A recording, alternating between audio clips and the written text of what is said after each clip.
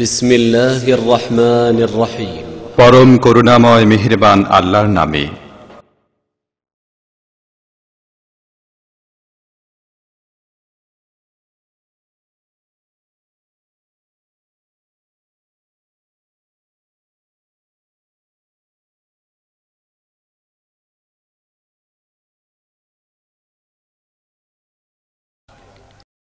السلام عليكم ورحمة الله وبركاته.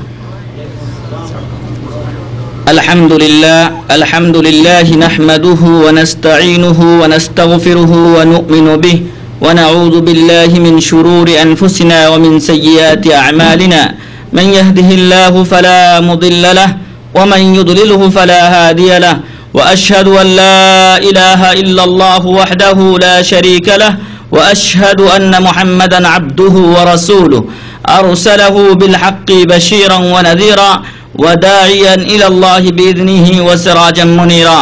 أما بعد، فإن خير الحديث كتاب الله، وخير الهدي هدي محمد صلى الله عليه وسلم، وشر الأمور محدثاتها، وكل محدثة بدعة، وكل بدعة ضلالة، وكل ضلالة في النار. فقد قال عز وجل في كلامه المجيد والفرقان الحميد: أعوذ بالله من الشيطان الرجيم، بسم الله الرحمن الرحيم. قل إن صلاتي ونسكي ومحياي ومماتي لله رب العالمين لا شريك له وبذلك أمرت وأنا أول المسلمين. وقال عز وجل في آية أخرى: بسم الله الرحمن الرحيم. وقال ربكم ادعوني يستجب لكم إن الذين يستكبرون عن عبادتي سيدخلون جهنم داخرين. যাবতীয় প্রশংসা ও গুণগান একমাত্র সেই মহামহিয়ান মহান রব্বুল ইজ্জাতের জন্য, যিনি আমাদেরকে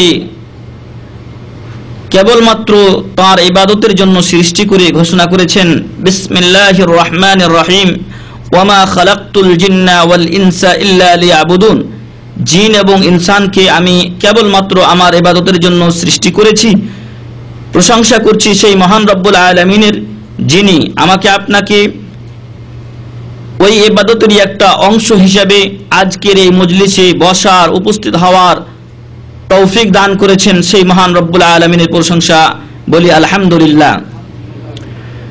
দরুদ ও শান্তির ধারা বর্ষিত হোক প্রিয় নবী মুহাম্মদুর রাসূলুল্লাহ সাল্লাল্লাহু আলাইহি ওয়াসাল্লামের উপরে, যে রাসূল ইবাদতের প্রতিটি বিষয়কে পুঙ্খানুপুঙ্খ রূপে উম্মতের কাছে বর্ণনা করেছেন। তাই সালমান আল ফারিসি রাদিয়াল্লাহু আনহুকে কোন এক ইহুদি বলেছিল যে আপনাদের নবীকে দেখছি তিনি সবকিছুই বর্ণনা করছেন।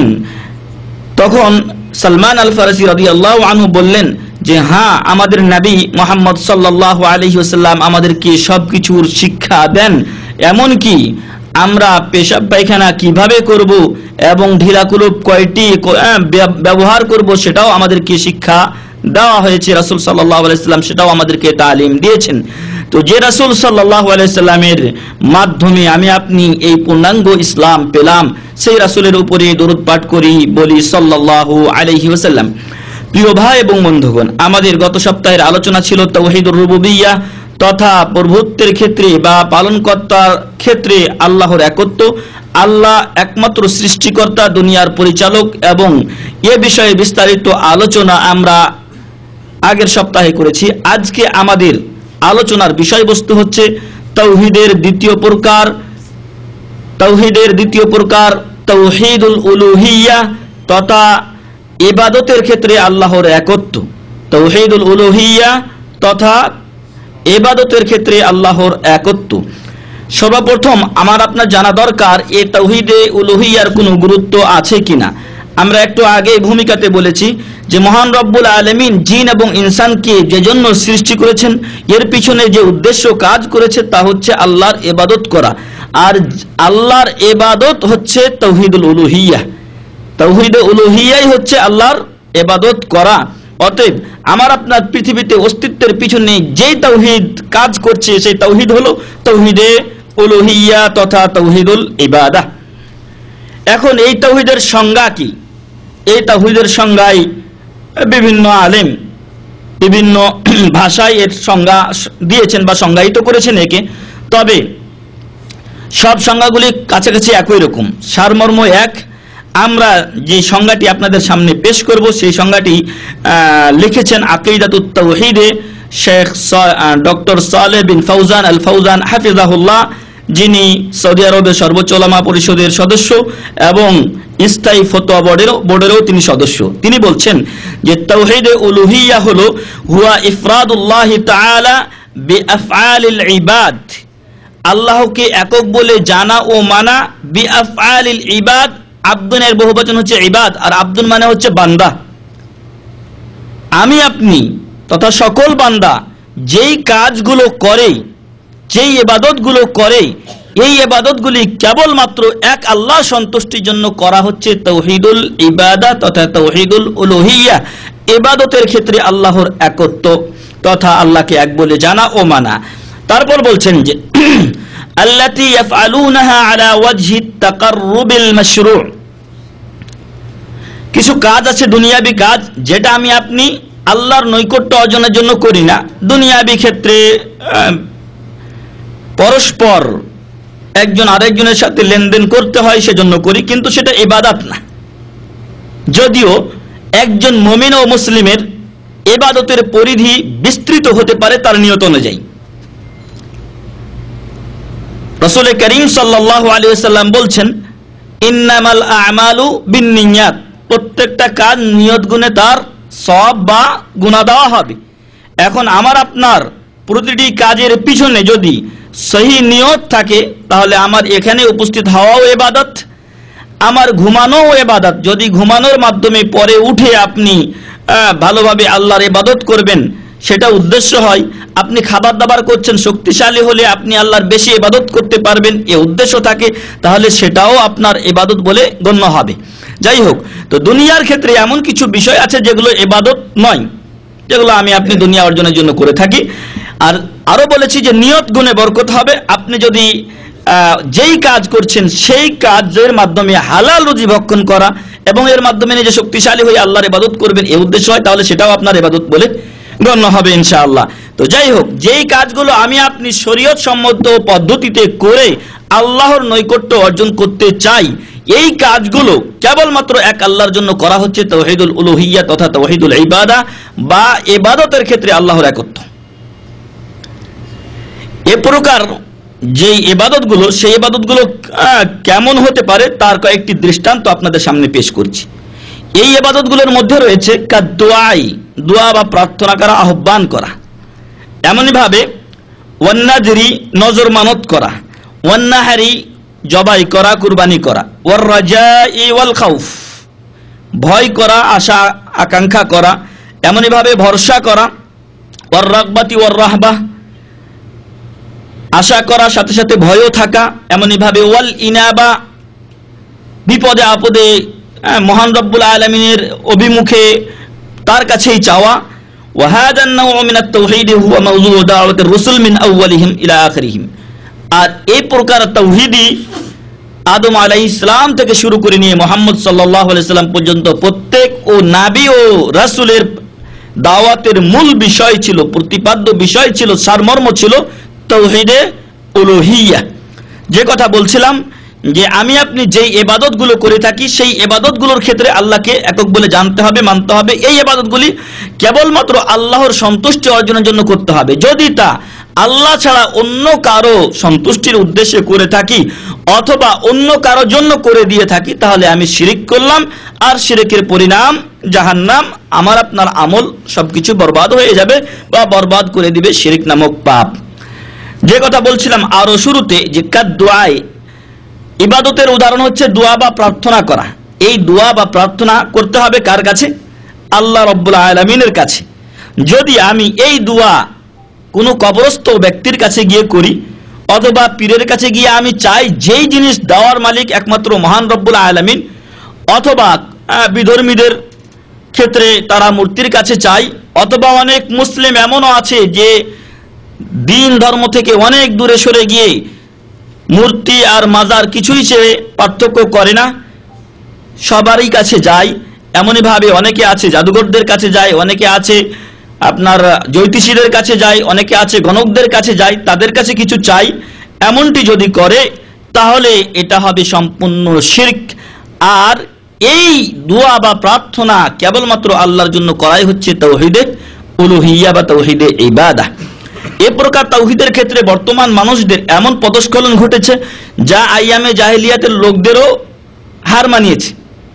আমরা এর আগে হয়তো আপনাদের সামনে পেশ করেছি যে মহান রব্বুল আলামিন মুশরিকিন আরব বা আরবের মুশরিকদের চিত্র তুলে ধরতে গিয়ে বলছেন যে ওয়াইদা রাকিবু ফিল ফুলকি দাআবুল্লাহ মুখলিসিনা লাহুদ্দিন ফালাম্মা নাজ্জাহুম ইলাল বাররি ইযা হুম ইউশরিকুন।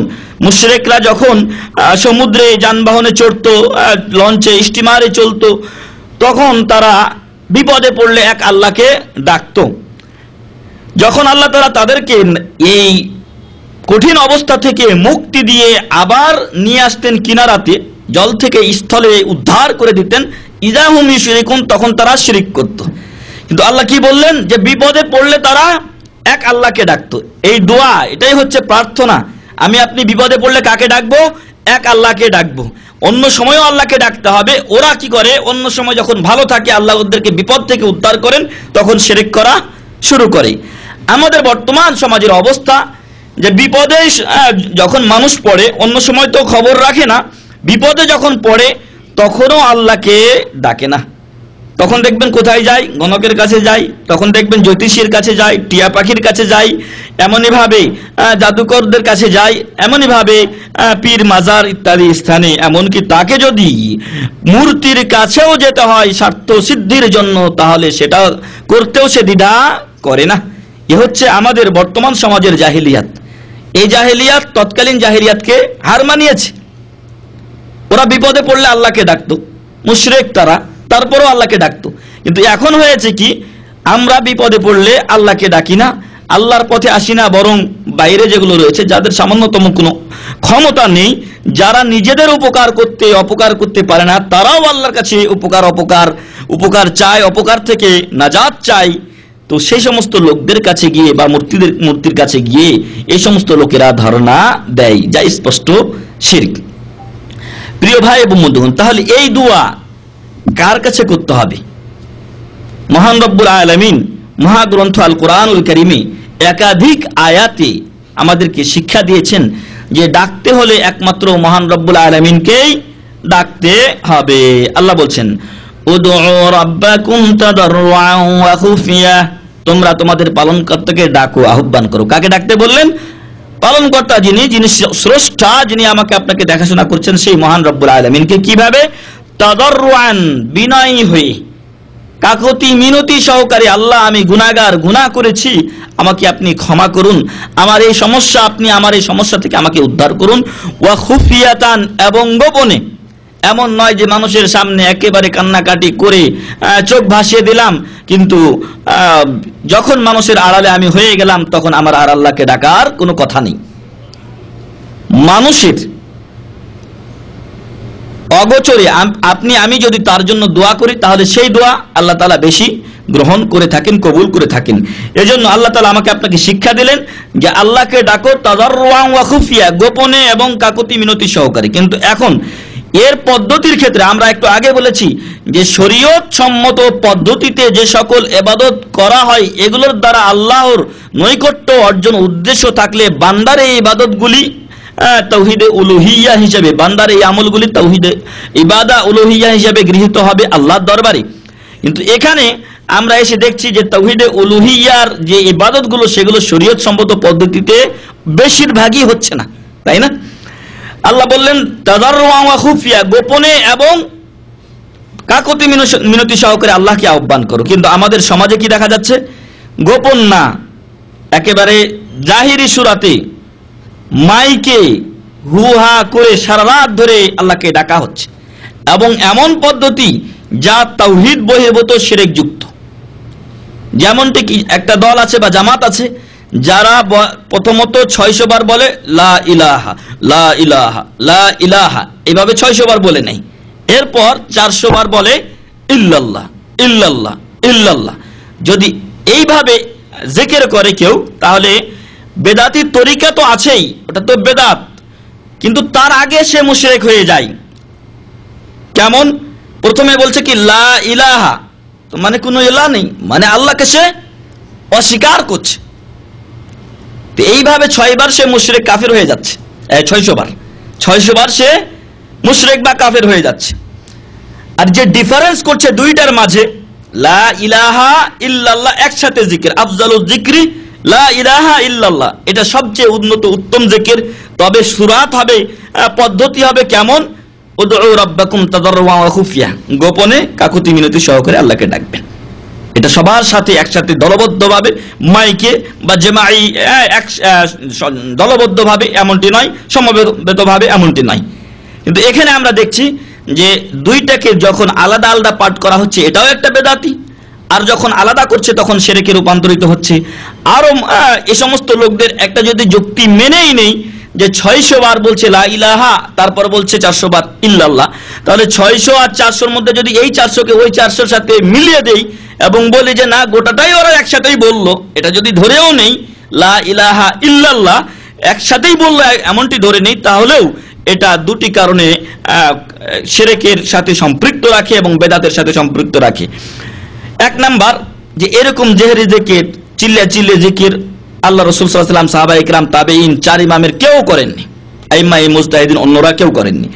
2 নাম্বার, যে 400 বার দিয়ে আপনি মিলিয়ে দেন, 200 বার বাকি থাকে। 200 বার কি বলেছে সে? লা ইলাহা, তাহলে 200 বার সে আল্লাহর সাথে কুফরি করেছে, নাউযুবিল্লাহ।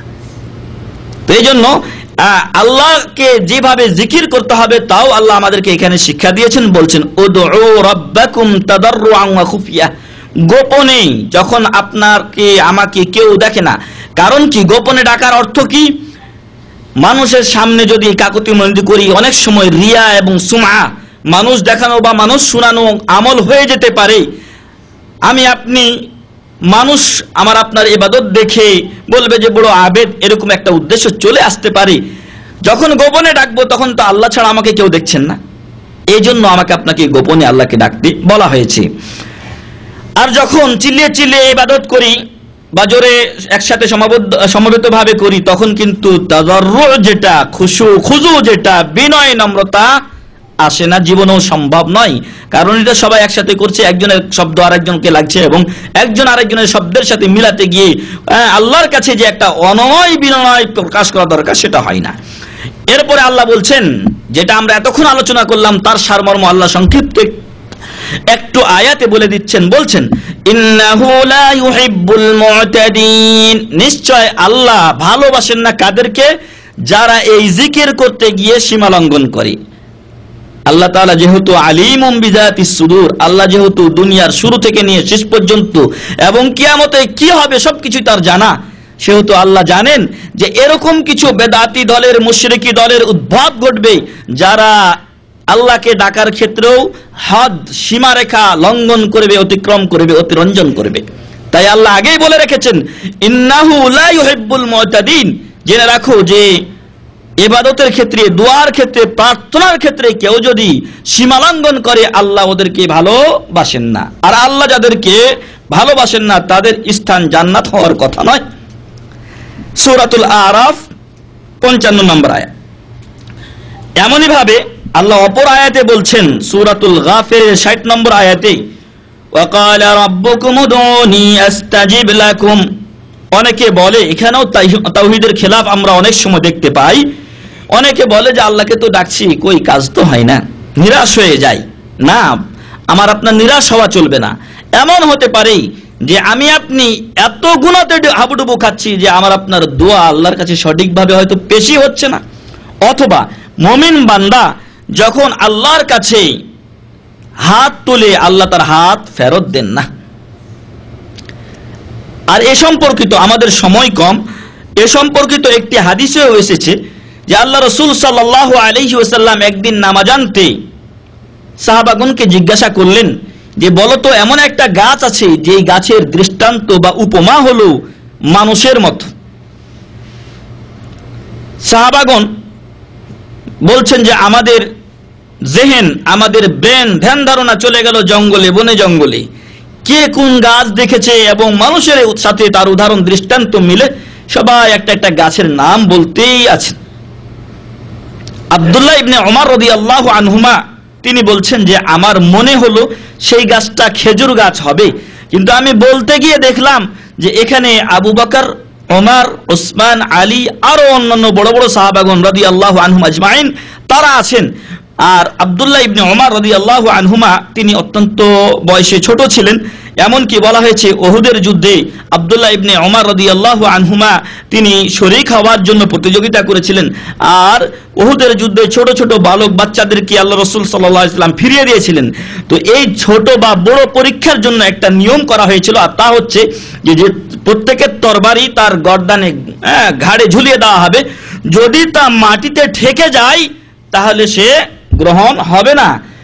এবার আব্দুল্লাহ ইবনে ওমর রাদিয়াল্লাহু আনহুমা তিনি করলেন কি, যুদ্ধে শরীক হওয়ার জন্য তার পায়ের উপরে এইভাবে, আমরা এইভাবে দাঁড়াই কিন্তু উনি এইভাবে না দাঁড়িয়ে আঙ্গুলের উপর দাঁড়ালেন, এইভাবে পাটা এইভাবে করে, আমরা এটাকে গুল্লা বলি, আপনারা কি বলেন জানেন না, জানি না, গিরা, যাই হোক এই গিরার অংশ, এই গিরাটা এইভাবে চেড়ে রাখলেন। কেন উঁচা করে রাখলেন? কারণ যাতে করে একটু উঁচা হয় আর ওই যে তরবারিটা মাটিতে ঠেকে না যায়। তো যাই হোক, ছোট ছিলেন কিন্তু ভালো কাজে খুবই আগ্রহ ছিল আব্দুল্লাহ ইবনে ওমর রাদিয়াল্লাহু আনহুমার।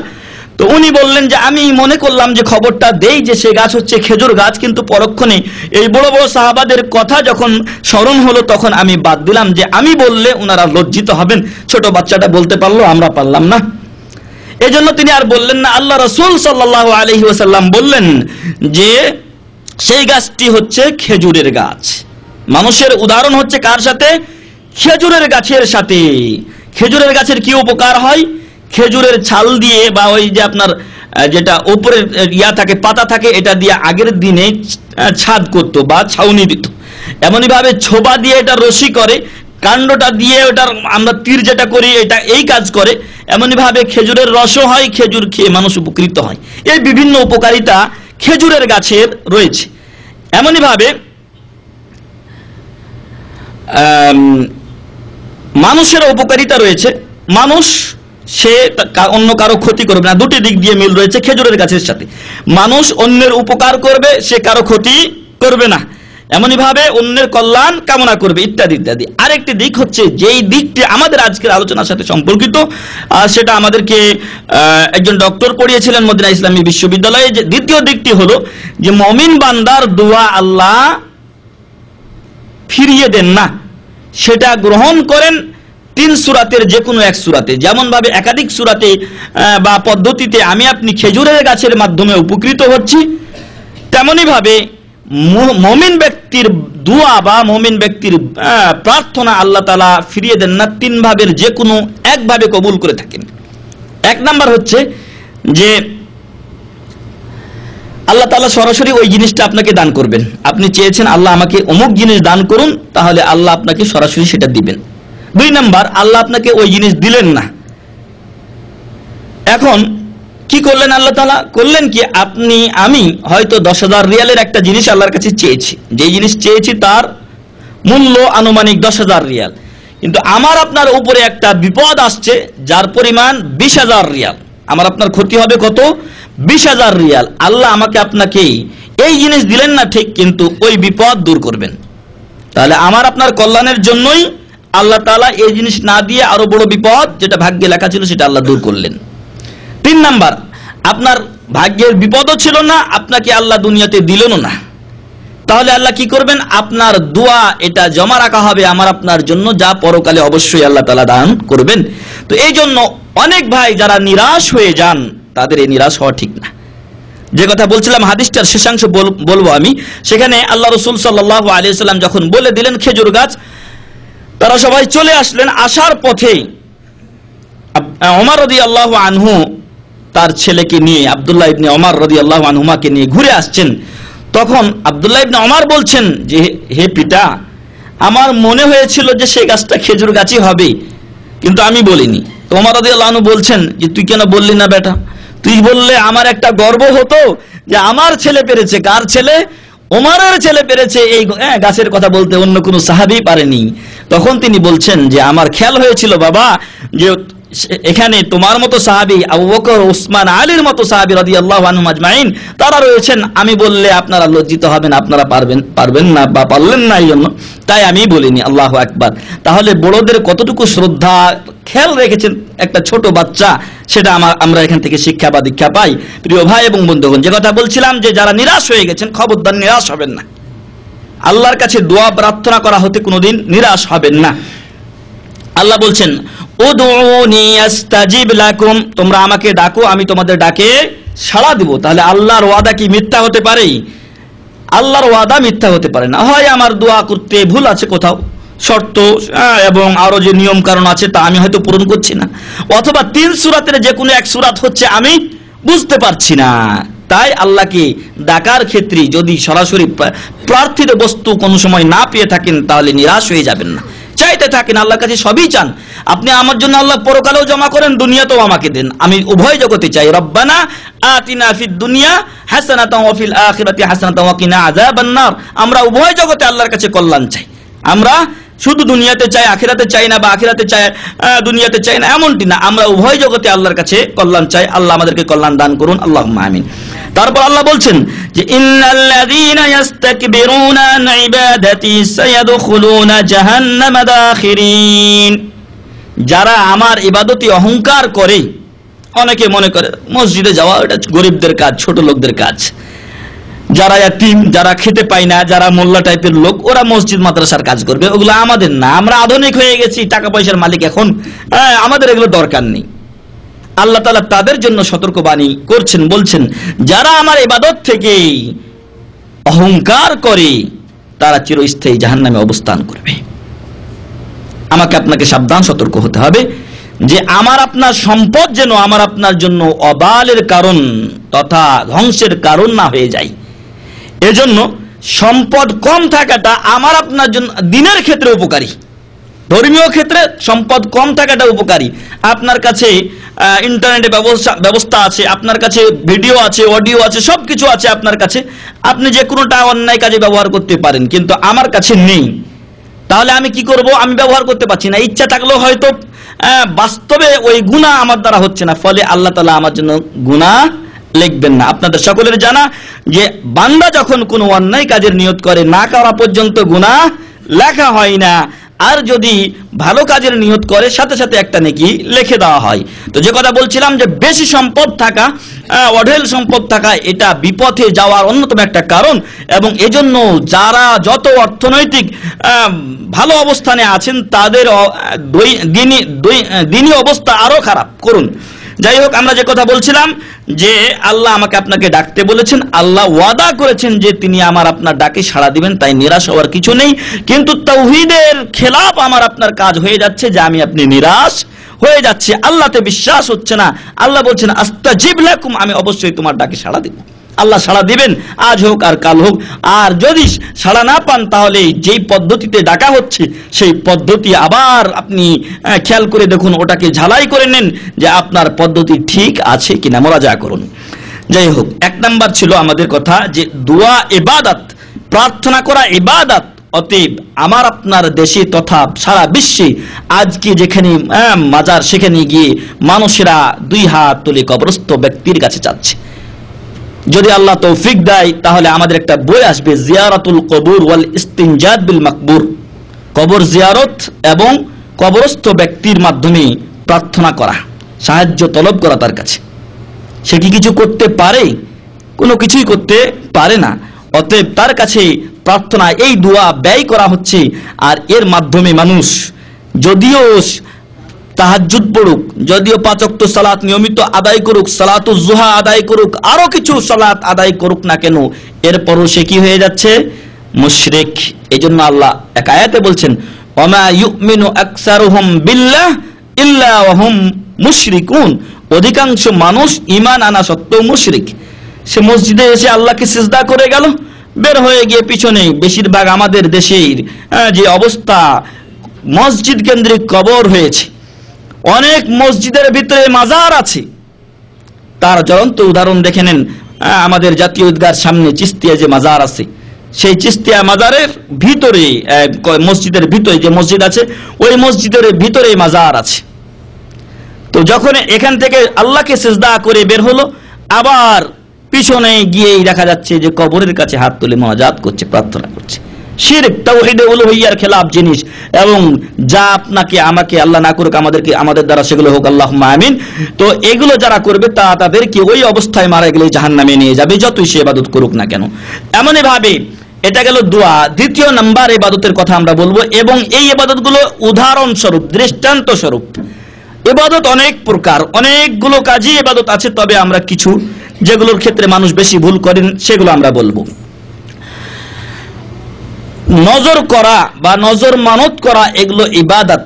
অতএব এই ইবাদত আল্লাহ ছাড়া অন্য কারোর জন্য করা যাবে না। যদি করি তাহলে তাওহীদে উলুহিয়ার বিপরীত পরিপন্থী কাজ করলাম, যা তাওহীদে উলুহিয়াকে নষ্ট করে দেয়, ফলে ওই ব্যক্তি মুশরিক হয়ে যায়। আল্লাহ তাআলা কোরআনে বলছেন, ইউফুনা বিন-নাযরি ওয়া ইয়াখাফুনা ইয়াওমান কানা শাররুহু মুস্তাতিরা। যারা মুমিন, যারা মুত্তাকিন, পরহেজগার, যারা মুসলিম সত্যিকার অর্থে, তারা তাদের নজর পূর্ণ করে, যদি মানত করে তাহলে পূর্ণ করে, এবং এমন এক দিনকে ভয় করে যার খারাপই অত্যন্ত দীর্ঘায়িত, অর্থাৎ কিয়ামত দিবস, যে দিনের হিসাব নিকাশ যদি ভালো হয় তো আলহামদুলিল্লাহ, না হলে অবস্থা খারাপ, সেদিনকে তারা ভয় করে, ওই দিন তারা স্মরণে রাখে। যে কথা বলছিলাম যে নজর, এই নজর ইবাদত। নজর মানত কিভাবে করে আমাদের দেশের লোকেরা বা সাধারণত? নজর এটা কিন্তু এমন কোনো জিনিস না যে আল্লাহ তাআলা আমার আপনার উপরে লাজেম করে দিয়েছেন। নজর আল্লাহ আবশ্যক করেন না, বান্দা নিজেই নিজের উপরে আবশ্যক করে। কেমন? আপনি একটা বিপদে পড়েছেন, অথবা আপনি একটা ভালো কাজে হাত দিয়েছেন, আপনি এখন নজর করছেন, মানত করছেন যে আল্লাহ আমার ছেলে অসুস্থ, সে যদি ভালো হয় তাহলে আপনার রাস্তায় আমি 50 জন মিসকিনকে খাবার খাওয়াবো, অথবা মসজিদ মাদ্রাসায় বা আপনার রাস্তায় আমি এতজন এত টাকা দান করব বা এত এই করব। এটা হলো নজর, আপনি নিজেই নিজের জন্য করছেন। অথবা এই কাজ বা এই কর্ম আমার সিদ্ধি হলে, হাসিল হলে আমি আপনার রাস্তায় এত টাকা ব্যয় করব। এইগুলো করা হচ্ছে নজর বা মানত। এই নজর মানত আপনি যদি ফি সাবিলিল্লাহ করেন আল্লাহর রাস্তায়, তাহলে এটা ইবাদত। কিন্তু যদি আপনি আমি এরকম নজর করি যে আল্লাহ আমার এই কাজ হাসিল হলে আমি খাজা বাবার দরবারে 50টা টাকা দিয়ে দিব, অথবা 1টা টাকা দিয়ে দিব, তাহলে তা হয়ে যাবে শিরক। অতএব এরকম কাজ করা যাবে না। এজন্য আল্লাহ রাসূল সাল্লাল্লাহু আলাইহি ওয়াসাল্লাম বলছেন, মান নাযারা আন ইউতি আল্লাহ ফালিউতি।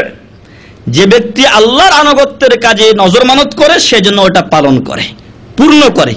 ওয়া মান নাযারা আন ইয়াসি আল্লাহ, আর যে ব্যক্তি এই নজর মানত করে যে যা আল্লাহর অবাধ্য, যেরকম বললো যে আমি খাজা বাবার দরবারে দিয়ে দিব, শাহ মাকদুমের দরবারে দিয়ে দিব, শাহ জালালের দরবারে দিয়ে দিব, অথবা 7 রশি 8 রশি বা কোন রশির মাজারে আমি দিয়ে দিব বা দরবারে দিয়ে দিব, তাহলে এটা ইসয়ানুল্লাহ, আল্লাহর অবাধ্য কাজ। কারণ নজর মানত ইবাদত, এটা কারো দরবারে দেওয়া যাবে না। কার দরবারে দিতে হবে?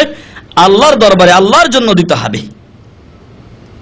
ওমান নাযারা আন ইয়াসি আল্লাহ ফালা ইয়াসি। যে ব্যক্তি আল্লাহর অবাধ্য হওয়ার নজর মানত করে, সেজন্য আল্লাহর অবাধ্য না হয়। এমনই ভাবে এটা তো অবাধ্য। আল্লাহ রাসূল সাল্লাল্লাহু আলাইহি ওয়াসাল্লাম তিনি যখন নজর মানত করতেন বা হলফ করতেন যে আমি এই কাজ করব, তারপর দেখা যাচ্ছে যেই কাজ উনি করবেন বলে হলফ করেছেন, শপথ করেছেন অথবা নজর করেছেন, তার বিপরীতে কল্যাণ রয়েছে, তাহলে এটার তিনি কাফফারা দিয়ে পরে তিনি ওই কাজ করতেন, যাতে করে অন্যায়টা না হয় আর ন্যায়টা হয়। যদি এখানে কল্যাণ দেখতেন অথবা এটার চাইতে ওটা উত্তম মনে করতেন, তাহলে যেখানে সম্পূর্ণটাই অন্যায় বা শিরক, সেখানে আমি আপনি কি করে নজর মানত করতে পারি? অতএব খবরদার, কোনো বাবার নামে, কোনো দরবারের নামে, কোনো পীরের নামে কারো নামে মানত করবেন না। মানত যদি করতে চান তাহলে আল্লাহর উদ্দেশ্যে করবেন, আল্লাহর রাস্তায় ফকির মিসকিন দরিদ্রদেরকে দান করে দিবেন, অথবা যারা ইয়াতীম আছে তাদেরকে দিয়ে দিবেন। তেমনি ভাবে আরেকটি ইবাদত হচ্ছে নহর তথা কুরবানি করা। কুরবানি এখানে দুটি জিনিস আছে, একটি হচ্ছে এমনে জবাই করা, আর একটা হচ্ছে কুরবানির মৌসুমে জবাই করা। তো উভয়টি কেবলমাত্র আল্লাহর উদ্দেশ্যে হতে হবে। আল্লাহ বলছেন ফাসল্লি লিরাব্বিকা ওয়ানহার, সালাত একটা ইবাদত, সেটাও কার জন্য হতে হবে? আল্লাহর জন্য। আর তারপর আল্লাহ বলছেন ওয়ানহার আই ওয়ানহার লিরাব্বিক, তোমার পালনকর্তার সন্তুষ্টির উদ্দেশ্যে কুরবানি করবে।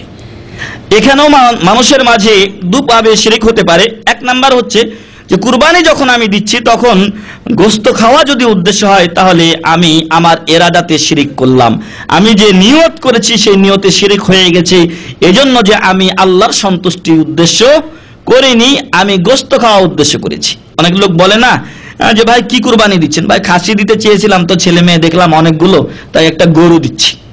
তো যদি এই উদ্দেশ্য হয় তাহলে ওই ছেলে মেয়ে নাতিপুতির গোশত খাওয়া হবে, আল্লাহর দরবারে এই কুরবানি কবুল হবে না। পক্ষান্তরে যদি ওই খাসি দিত আর আল্লাহর সন্তুষ্টি উদ্দেশ্য থাকতো তাহলে ওটারই সে সওয়াব পেত।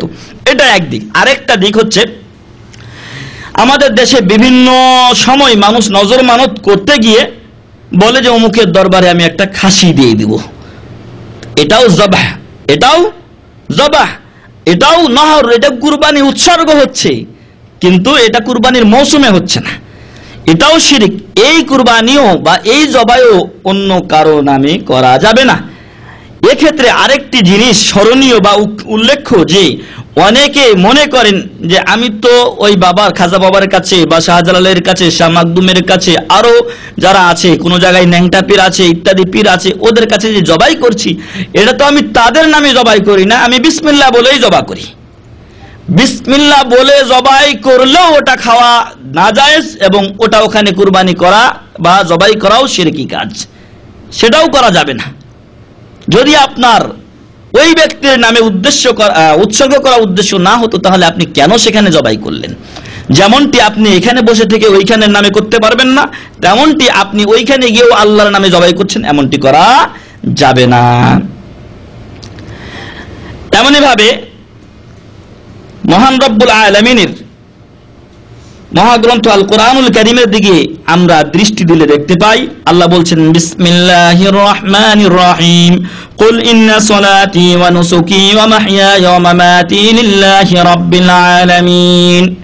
হে মুহাম্মদ সাল্লাল্লাহু আলাইহি ওয়াসাল্লাম, আপনি বলে দিন ইন্না সলাতি, আমার নামাজ, ওয়া নুসুকি, আমার কুরবানি, এই যে জবাই করা কুরবানি, ওয়া মাহইয়ায়া, আমার জীবন, ওয়া মামাতি, আমার মৃত্যু, লিল্লাহি রাব্বিল আলামিন, সারা বিশ্ব জাহানের বা জগৎ সমূহের পালনকর্তা মহান রব্বুল আলামিনের জন্য।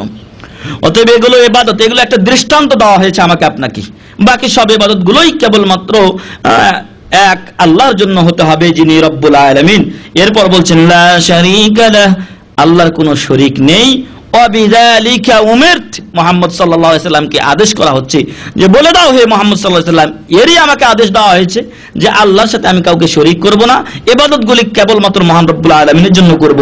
ওয়া আনা আউয়ালুল মুসলিমিন, এবং আমি হচ্ছি প্রথম মুসলমান। তো এটার উদাহরণ কি, ব্যাখ্যা কি?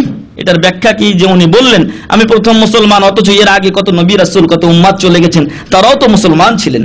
তবে রাসূল সাল্লাল্লাহু আলাইহি সাল্লাম যে বললেন আনা আউয়ালুল মুসলিমিন, আমি প্রথম মুসলমান, প্রথম মুসলমান হলেন কোন উম্মতের? উম্মতে মুহাম্মাদিয়ার। উম্মতে মুহাম্মাদিয়ার প্রথম মুসলমান ব্যক্তি কে? মুহাম্মদ সাল্লাল্লাহু আলাইহি ওয়াসাল্লাম। এটা তাকে আদেশ করা হয়েছে বলে দেওয়ার জন্য।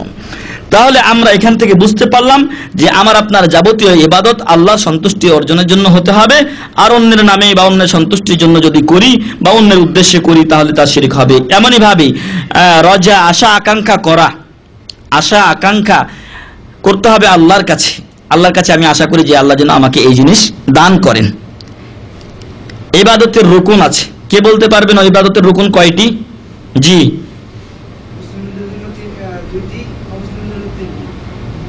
জি আপনি।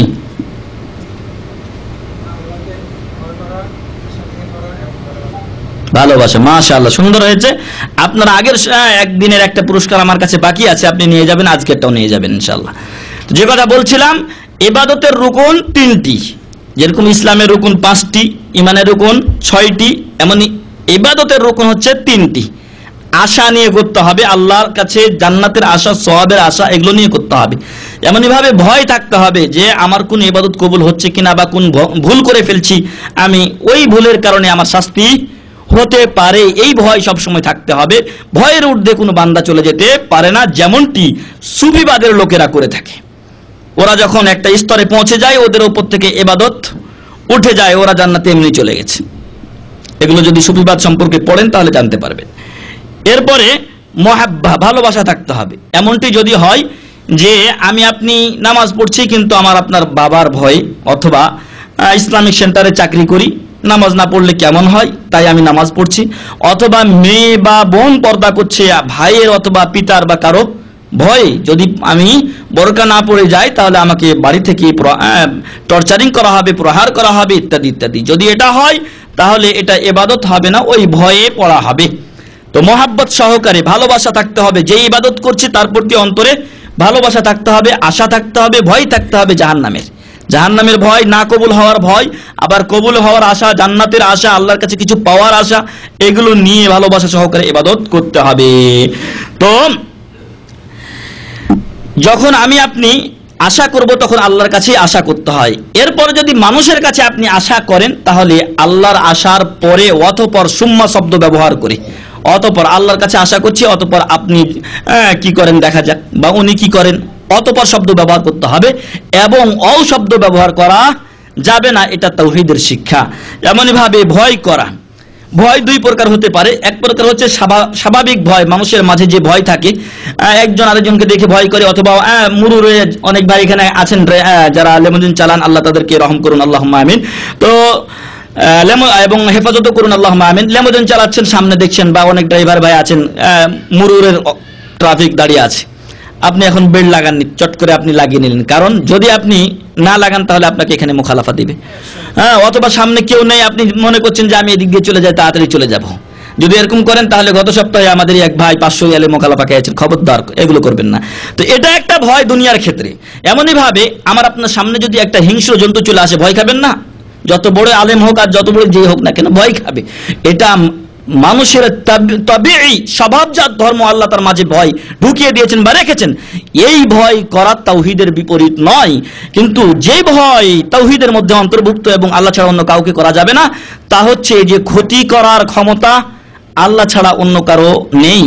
আমার আপনার দেশের এরকম ড্রাইভার অনেকেই আছেন যারা যখন সকালে বের হন তখন মাজারের সামনে দিয়ে গেলে কিছু টাকা দিয়ে যায়। কেন? যাতে আমার দিনটা ভালো চলে, বাবা যেন আমার গাড়ি আবার উল্টে না দেয়। এটা হচ্ছে খাউফে শিরক। এই ভয় হচ্ছে শিরক, কিন্তু অন্য যেগুলো তাবিঈ জিনিস সেটা শিরক নয়। তাই এই ভয় অন্য কাউকে করা যাবে না, আল্লাহকেই করতে হবে। উপকার অপকারের মালিক আল্লাহ, এটাই আমাকে আপনাকে বিশ্বাস করতে হবে। আর কারো দরবারে গেলাম না, কেউ ক্ষতি করে দিবে এমনটি যেন আমার আপনার বিশ্বাস না হয়। আমার নিজের জীবনের একটা ঘটনা বলি। এক সময় এক জাদুকর, সে মানুষ কাটা দেখিয়েছে। ওর একটা মেয়ে আছে, মেয়েটাকে নিয়ে ও জাদুর মাধ্যমে পেট কেটে দেখায়। তখন ছোট, 8-10 বছর বয়স। এক পাড়ায় দেখিয়েছে, তো আমি ওখানে ছিলাম না। পরে ওই লোকের পিছে দৌড়াতে দৌড়াতে প্রায় 1 কিলোমিটার গেলাম, ওই পাড়ায় গিয়ে সে দেখাবে। এরপর সংক্ষিপ্ত ঘটনা হলো যে পেট সে ঠিকই কেটেছে, চাকু ঢুকিয়েছে 2টা। এরপর বাইরে নিয়ে এসে বলছে আরেকটা ঢুকাই। জনগণ বলছে না না না ঢুকায় না, তো আরেকটা ঢুকাইলো, 3টা ঢুকাইলো চাকু। এখন বলছে যে তাড়াতাড়ি আপনাদের বাসায় ধান গম চাউল টাকা পয়সা যা আছে, যা যা পারেন তাড়াতাড়ি নিয়ে আসেন, আর না হয় নাক মুখ দিয়া রক্ত উঠে শেষ। ভয় পেয়ে গেলাম, তাড়াতাড়ি বাড়িতে আসলাম, দাদিকে বললাম যে তাড়াতাড়ি কিছু চাউল টাউল দাও, না হলে তো আমার নাক মুখ দিয়ে রক্ত বের হবে। দাদিকে বলছি, দাদি বলছে এগুলো কিছুই হবে না। তো দাদাকে বলেছিল এরকম কিছুই হয়নি, তুই বাদ দে এগুলো। দিল না দাদি, আমি নিয়ে আসতে পারলাম না। তারপরে চুরি করে কিছু নিয়ে আসলাম, তো জানলার উপরে রেখে জানলা দিয়ে পাস করছি, কারণ ভয় ঢুকেছে আমার অন্তরে যে আমার নাক মুখ দিয়ে রক্ত উঠবে। তো জানলা দিয়ে যখন আমি নিয়ে আসতে গেছি, তো যে পাত্রে নিয়েছি পাত্র পড়ে গেছে, আর নিয়ে যাওয়া হয়নি। তো এই যে ভয় দেখিয়েছিল, তো ভয়ে কোনো কাজ হয় নাই, কারণ পরবর্তীতে কোনো ক্ষতি হয় না। আসলে এগুলো কোনো ক্ষতি হয় না। তো আমার আপনার আকীদা নষ্ট করে লাভ নেই। ক্ষতির মালিক মহান রব্বুল আলামিন। জাদুকর বা কেউ এরকম ক্ষতি, বা পীর বাবা বা মাদ্রাসা ব্যক্তি ক্ষতি করতে পারে না। এমনই ভাবে ভরসা করলে আল্লাহর উপরেই ভরসা করতে হবে। একটু আগে আমরা বলেছি যে অনেক সময় আমরা কারো কাছে টাকা ধার চাই অথবা কোনো একটা কাজ করে চাই, তখন তার উপরেই তাওয়াক্কুল করে ভরসা করে আমরা চলে যাই। না, আপনি 1 নম্বরে আল্লাহর উপর ভরসা করেন, অতঃপর একটু আগে বলেছি অতঃপর একটা শব্দ ব্যবহার করে বলবেন, অতঃপর আপনি যা করেন অথবা আপনি কি করেন দেখা যাক ইত্যাদি, এভাবে আমি আপনি বলবো। এমনই ভাবে এই তাওহীদ, এই প্রকার তাওহীদ এই তাওহীদটা সকল নবী এবং রাসূলেরই মূল বিষয় ছিল। তাওহীদে রুবুবিয়্যাহ আমরা গত সপ্তাহে বলেছি যে মুশরিকিন আরব তথা সারা বিশ্বের লোকজনকে আল্লাহ তাআলা তাওহীদে রুবুবিয়্যাহ প্রভুত্বের ক্ষেত্রে আল্লাহর একত্বকে মেনে নেওয়ার স্বভাব দিয়ে সৃষ্টি করেছেন। এজন্য কাফের মুশরিক সবাই আল্লাহকে বিশ্বাস করে, কিছু সংখ্যক লোক ব্যতীত। আর যারাও আল্লাহকে আজকে কমিউনিস্টদের মধ্যে অস্বীকার করছে, তারা অহংকার বশত এবং বাহ্যিকভাবে করছে, ভিতরে তাদের অন্তর আল্লাহকে মানে, যা আল্লাহ তাআলা কোরআনের একাধিক আয়াতে ফিরআউন সম্পর্কেও বর্ণনা করেছেন। আল্লাহ তাআলা যুগে যুগে অনেক রাব্বী এবং রাসূল প্রেরণ করেছিলেন, যাদের প্রেরণের উদ্দেশ্য ছিল তাওহীদে উলুহিয়্যাহ তথা তাওহীদে ইবাদতকে বাস্তবায়ন করা। আল্লাহ বলছেন, ওয়ালাকাদ বাআসনা ফী কুল্লি উম্মাতির রাসূলান আন ইবুদুল্লাহা ওয়াজতানিবুত তাগুত। আমি যুগে যুগে অনেক নবী এবং রাসূল প্রেরণ করেছি যাতে করে তোমরা এক আল্লাহর ইবাদত করো, ইবাদত তাওহীদুল ইবাদাহ, এবং শয়তান তথা আল্লাহদ্রোহী শক্তি থেকে তোমরা দূরে থাকো। এমনি ভাবে অপর আয়াতে বলা হচ্ছে, ওয়া মা আরসালনা মিন কাবলিকা মির রাসূল, আপনার পূর্বে আমি যত রাসূল প্রেরণ করেছি, ইল্লা নূহি ইলাই, আমি তার কাছে এই ওহী করেছি, আন্নাহু লা ইলাহা ইল্লা আনা ফা'বুদুন, আমি ছাড়া কোনো সত্য ইলাহ নেই। মনে রাখবেন, লা ইলাহা ইল্লাল্লাহর অর্থ কোনো সময় বলবেন না যে আল্লাহ ছাড়া কোনো মাবুদ নেই। যদি এই কথা বলেন তাহলে আপনি নিজেই নিজেকে মিথ্যাবাদী বললেন, কারণ আল্লাহ ছাড়া অন্য মাবুদের অস্তিত্ব পৃথিবীতে আছে। মাবুদ কাকে বলা হয়? যার ইবাদত করা হয় সেটাই মাবুদ। হিন্দুরা যে মূর্তির পূজা করছে ওটাও মাবুদ, কারণ ওটারও ইবাদত করছে। গরুর ইবাদত করছে, গাই পূজা, ওটাও মাবুদ ওদের। এমনই ভাবে সূর্য পূজা, চাঁদ চন্দ্র পূজা ইত্যাদি যে পূজাগুলো হচ্ছে, এগুলো মাবুদ। ওই যে জিনিসগুলোর পূজা করা হচ্ছে, গৌতম বুদ্ধের পূজা করা হচ্ছে, ওটাও একটা মাবুদ, কিন্তু এই মাবুদগুলো সত্য মাবুদ নয়, এগুলো বাতিল মাবুদ। এই জন্য আপনি আমি যখন লা ইলাহা ইল্লাল্লাহ আসবে, তখন আমাকে আপনাকে, অথবা লা ইলাহা ইল্লা আন্ত যখন আসবে, এরকম শব্দ যখনই আসবে, তখন আমাকে আপনাকে বলতে হবে আল্লাহ ছাড়া কোনো সত্য মাবুদ নেই, সত্য কথাটা লাগাতে হবে। এমনই ভাবে লা ইলাহা ইল্লা আনা ফা'বুদুন, আল্লাহ বলছেন আমি ছাড়া কোনো সত্য মাবুদ নেই, অতএব তোমরা আমারই ইবাদত করো। প্রত্যেক রাসূল যখনই তাদের উম্মাতকে দাওয়াত দেওয়া শুরু করেছেন, তখন প্রথমে তাওহীদে উলুহিয়্যার দাওয়াত দিয়েছেন। যেমন নূহ আলাইহিস সালাম, হুদ আলাইহিস সালাম, সালেহ, শুআইব, ইব্রাহিম আলাইহিস সালাম, তারা সকলেই দাওয়াত দেওয়ার সময় বলেছিলেন, ইয়া কওমি ইবুদুল্লাহ, হে আমার কওম, তোমরা আল্লাহর ইবাদত করো, মা লাকুম মিন ইলাহিন গায়রু, তিনি ব্যতীত তোমাদের কোনো ইলাহ নেই, তোমাদের কোনো মাবুদ নেই, স্রষ্টা নেই। ইব্রাহিম আলাইহিস সালাম বলেছিলেন, ওয়া ইব্রাহিম ইয ক্বালা লিকাওমিহি ইবুদুল্লাহা ওয়াত্তাকুহ, ইব্রাহিম আলাইহিস সালামের কথা স্মরণ করুন, যখন তিনি তার কওমকে বলেছিলেন তোমরা আল্লাহর ইবাদত করো এবং তাকেই ভয় করো। এমনই ভাবে আমাদের নবী মুহাম্মদুর রাসূলুল্লাহ সাল্লাল্লাহু আলাইহি ওয়াসাল্লামের উপরে আল্লাহ কোরআনের আয়াত নাযিল করেছেন, বলছেন, কুল ইন্নী উমিরতু আন আ'বুদাল্লাহা মুখলিসাল লাহুদ্দিন, বলে দাও হে মুহাম্মদ সাল্লাল্লাহু আলাইহি ওয়াসাল্লাম, আমি আমার দ্বীনকে একনিষ্ঠভাবে আল্লাহর জন্য করতে আদিষ্ট হয়েছি। আমার দ্বীন, আমার ধর্ম, আমার ইবাদতকে কার জন্য করব? একমাত্র আল্লাহর জন্য, আর এটাই হচ্ছে তাওহীদুল উলুহিয়্যাহ তথা তাওহীদুল ইবাদাহ। এমনই ভাবে রাসূল সাল্লাল্লাহু আলাইহি ওয়াসাল্লাম নিজেও বলছেন, উমিরতু আন উকাতিলান নাসা হাত্তা ইয়াশহাদু আল্লা ইলাহা ইল্লাল্লাহ, মানুষ যতক্ষণ পর্যন্ত কালিমায়ে শাহাদাতের সাক্ষ্য না দিবে ততক্ষণ পর্যন্ত আমাকে তাদের বিরুদ্ধে লড়াই তথা জিহাদ করার আদেশ দেওয়া হয়েছে। ওয়া আন্না মুহাম্মাদুর রাসূলুল্লাহ, এবং মুহাম্মদ সাল্লাল্লাহু আলাইহি ওয়াসাল্লাম আল্লাহর রাসূলের কথা মেনে না নেবে, বুখারী ও মুসলিমের হাদিস। এমনই ভাবে কোনো ব্যক্তি যদি ইসলামে প্রবেশ করতে চায়, তাহলে তার প্রথম কাজ কি? কালিমায়ে শাহাদাত উচ্চারণ করা। আর এই কালিমায়ে শাহাদাত হচ্ছে তাওহীদুল উলুহিয়্যাহ। আপনি আমি উচ্চারণ করলাম, কিন্তু যদি ইবাদত না করি তাহলে আমি আপনি মুসলমান হতে পারবো না। এজন্য ঈমানের সংজ্ঞায় আমরা তথা সালফে সালেহিন সকলেই বলেছেন যে ঈমান হলো মুখে উচ্চারণ করা আল্লাহ কালিমায়ে শাহাদাতকে, অন্তরে বিশ্বাস করা, সাথে সাথে কর্মে বাস্তবায়ন করা। এক্ষেত্রেও আমরা আমাদের দেশে অনেক সময় আপনাদেরকে আমরা যে ভুল ত্রুটিগুলোর কথা বলি, যে মাযহাবগত এই জিনিসগুলো ভুল রয়ে গেছে, হয়তো অনেকে মনে করে যে খালি আমাদের মাযহাবেই ভুল। প্রিয় ভাই এবং বন্ধুগণ, আশ্চর্যের বিষয় হচ্ছে যে এই মাযহাবের বড় ইমাম তিনি ঈমানের সংজ্ঞাতে গিয়েও ভুল করেছেন। শেখ মতিউর রহমান ভাই মাঝে মাঝে বলেন যে আমরা তো আরো গূঢ় রহস্যগুলো, তত্ত্বগুলো বলি না, কারণ মানুষ এগুলোতে মন খারাপ করে ফেলবে। তো ঈমানের সংজ্ঞায় গিয়ে উনি বলছেন যে ঈমান হচ্ছে মুখে উচ্চারণ, অন্তরে বিশ্বাস। কাজে বাস্তবায়নের দরকার নেই, কাজে বাস্তবায়ন ঈমানের অন্তর্ভুক্ত নয়।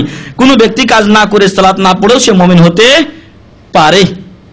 তো যে কথা বলছিলাম যে কালিমায়ে শাহাদাত উচ্চারণ করলেই শুধু হবে না, কোনো ব্যক্তি ইসলামে প্রবেশ করার সাথে সাথে তাকে ইসলাম অনুযায়ী আমল করতে হবে। আর এই জন্যই তাওহীদে উলুহিয়্যা সকল নবী ও রাসূলগণের প্রতিপাদ্য এবং মূল বিষয় ছিল। আর তাওহীদে উলুহিয়্যা শব্দটি আল্লাহর নাম আল্লাহ থেকে এসেছে। আল্লাহ শব্দের মূল হচ্ছে ইলাহ, ইলাহ শব্দের অর্থ হচ্ছে মাবুদ। এরকমই আল্লাহ শব্দটি তথা আল্লাহ শব্দটিও উলুহিয়্যা শব্দের থেকে উৎপত্তি হয়েছে, যার অর্থ মাবুদ। এমনই ভাবে তাওহীদুল ইবাদা, এই তাওহীদকে বলা হয়, তাওহীদে উলুহিয়্যাকে তাওহীদে ইবাদা বলা হয়, কারণ এই ইবাদত বা দাসত্ব হচ্ছে বান্দার গুণ। আর বান্দার উপর ওয়াজিব হচ্ছে যে সকল ইবাদতগুলি কেবলমাত্র সে আল্লাহর জন্য করবে। কেন? লিহাজাতিহি ইলা রাব্বি ওয়া ফাকরিহি ইলাই, আমি আপনি আল্লাহর কাছে মুখাপেক্ষী, তাই আল্লাহর ইবাদত করে তার কাছে আমি আপনি জিনিস প্রার্থনা করব। শেখুল ইসলাম ইমাম ইবনে তাইমিয়া রাহিমাহুল্লাহ বলছেন যে বান্দার চাহিদা হচ্ছে আল্লাহর কাছে, বা বান্দার দরকার প্রয়োজন হচ্ছে আল্লাহর ইবাদত করা এবং তার সাথে কাউকে শরীক না করা। লাইসা লাহু নাযীরুন ফায়ুকাসু বি, এই যে প্রয়োজন আমার আপনার আল্লাহর ইবাদত করার, সেই প্রয়োজনের কোনো তুলনা করা যায় না। এত প্রয়োজন বেশি আমার ইবাদত করা আল্লাহর, যেই প্রয়োজনের কোনো কিছুর সাথে তুলনা হয় না। তবে মানুষ খাবার দাবার আবশ্যকভাবে গ্রহণ করে, অনেক সময় খাবার দাবার না খেলে মানুষ একেবারে দুর্বল হয়ে যায়। এইভাবে থাকতে গেলে অনেক সময় মৃত্যুর কোলেও ঢলে পড়ে মানুষ। তো উনি বলছেন যে খাবারের দিক দিয়ে কিছুটা তুলনা করা যায়, তবে পুরোপুরি তুলনা করা যায় না। মানুষের প্রয়োজন আল্লাহর কাছে আল্লাহর ইবাদত করার এত বেশি যে খাবারের চাইতেও বেশি।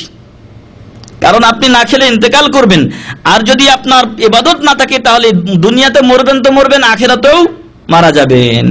এজন্য আমার আপনার খাওয়ার চাইতে প্রয়োজন বেশি আল্লাহর ইবাদত করার, যাতে করে আমি উভয় জগতে কল্যাণ লাভ করতে পারি। এই প্রকার তাওহীদ যদি কারো ঠিক না থাকে তাহলে তার কোনো আমল আল্লাহর কাছে গ্রহণ হবে না।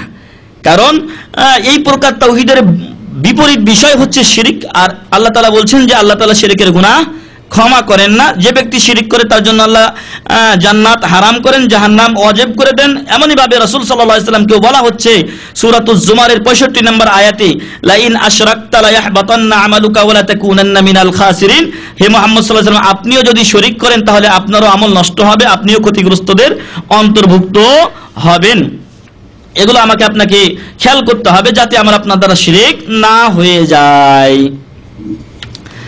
একাধিক আয়াতে মহান রব্বুল আলামিন তার এই ইবাদতের কথা আমাদেরকে স্মরণ করিয়ে দিয়েছেন, যা হচ্ছে তাওহীদুল উলুহিয়্যা। আল্লাহ বলছেন সূরাতুন নিসার 36 নম্বর আয়াতে, ওয়া আবুদুল্লাহ ওয়া লা তুশরিকু বিহি শাইআ ওয়া বিল ওয়ালিদাইনি ইহসানা, তোমরা এক আল্লাহর ইবাদত করো, তার সাথে কাউকে শরীক করিও না, এবং পিতামাতার সাথে সদ্ব্যবহার করো। এমনই ভাবে সূরাতুল ইসরার মধ্যে আল্লাহ বলছেন, ওয়া কাদা রাব্বুকা আল্লা তা'বুদু ইল্লা ইয়্যাহ ওয়া বিল ওয়ালিদাইনি ইহসানা, আল্লাহ এই ফয়সালা করেছেন, এই সিদ্ধান্ত দিয়ে দিয়েছেন যে তোমরা কেবলমাত্র আল্লাহর ইবাদত করবে এবং পিতামাতার সাথে সদ্ব্যবহার করবে। তো এখানে দুটি যে আয়াত আমরা পেলাম, যা প্রথমত আল্লাহর ইবাদত করতে বলছে, দ্বিতীয়ত তার সাথে শরীক করতে নিষেধ করেছে, তৃতীয়ত পিতামাতার সাথে সদ্ব্যবহার করতে বলা হয়েছে। কারণ আল্লাহ সর্বপ্রথম আমার আপনার এই পৃথিবীতে অস্তিত্বের পিছনে কার ক্ষমতা? আল্লাহ তাআলার, তার ইচ্ছায় আমি আপনি দুনিয়াতে এসেছি। এবং তৃতীয়ত যে কথাটি বলা হয়েছে যে পিতামাতার সাথে ভালো ব্যবহার করবে, তার কারণ কি? কারণ হচ্ছে তারা মিডিয়া, আমার আপনার দুনিয়াতে আসার মিডিয়া কারা? পিতা এবং মাতা। অতএব যাদের পিতামাতা বেঁচে আছেন তারা আপনার প্রতি খারাপ ব্যবহার করলেও আপনি তাদের সাথে ভালো ব্যবহার করবেন। আর যাদের পিতামাতা বা দুইজনের একজন ইন্তেকাল করেছেন আপনারা তাদের জন্য বা আমরা তাদের জন্য দোয়া করব, সাথে সাথে তাদের জন্য উমরা হজ যেগুলো করার আছে করণীয় সেগুলো আমরা যেন করি। আল্লাহ আমাদেরকে তৌফিক দান করুন, আল্লাহুম্মা আমিন। শেষ যে আয়াতটি পেশ করব সেখানে আল্লাহ বলছেন, কুল তাআলাউ আতলু মা হাররামা রাব্বুকুম আলাইকুম আল্লা তুশরিকু বিহি শাইআ ওয়া বিল ওয়ালিদাইনি ইহসানা। হে মুহাম্মদ সাল্লাল্লাহু আলাইহি সাল্লাম, আপনি বলে দিন, তাআলাও তোমরা আসো, অর্থাৎ সারা বিশ্বের লোকদেরকে আহ্বান করে সকল ধর্মের লোকদেরকে আহ্বান করে বলা হচ্ছে তাআলাও তোমরা আসো আতলু মা হাররামা রাব্বুকুম আলাইকুম, তোমাদের রব তোমাদের উপরে কি কি জিনিস হারাম করেছেন আমি তোমাদেরকে সেগুলো বর্ণনা করে শোনাই, পড়ে শোনাই। তার মধ্যে এক নাম্বার হচ্ছে আল্লাহ তুশরিকু বিহি শাইআ, আল্লাহর সাথে কাউকে শরীক করবে না তথা তাওহীদুল ইবাদা ঠিক রাখবে, আল্লাহ ছাড়া অন্য কারো ইবাদত করবে না। ওয়াবিল ওয়ালিদাইনি ইহসানা, এবং পিতামাতার সাথে ভালো ব্যবহার করবে। তিনটি আয়াতে আমরা পিতামাতার সাথে ভালো ব্যবহারের কথা পেলাম। তাই সবার প্রতি উদাত্ত আহ্বান যে আল্লাহর ইবাদত এক নম্বরে করতে হবে, তার সাথে কাউকে শরীক করা যাবে না।